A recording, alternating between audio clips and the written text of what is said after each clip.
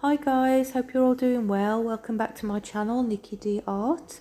Experimenting again today, swiping but with a very thin base because I like the smoky effects you get with the thin base.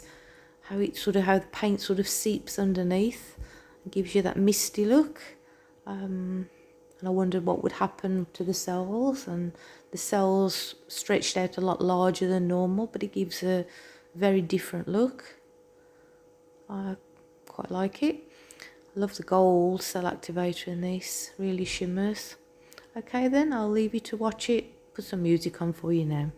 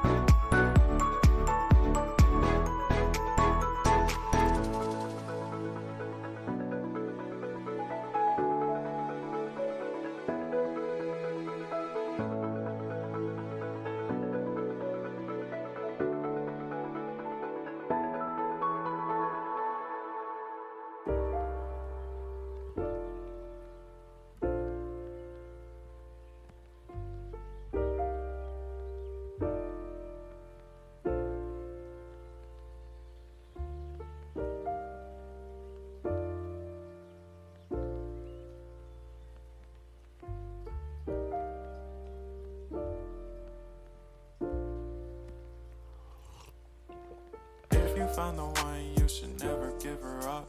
I think it's the way life changes when in love, yeah. I surround my soul with the positivity. That's why I don't worry about the things that I don't see, yeah. These days I don't worry about much. I think we should have some more fun. I still dream about the days when we were young. I'll take a hit and still finish in one, yeah, yeah. Too far away from our hearts, yeah, yeah. The ones we keep close, we should never let go. So tell me who you love, baby. Take a moment to unwind, fix yourself and realign yourself with the world, baby. Breathe slow, baby, yeah. We should breathe slow, we should breathe slow, we should breathe slow.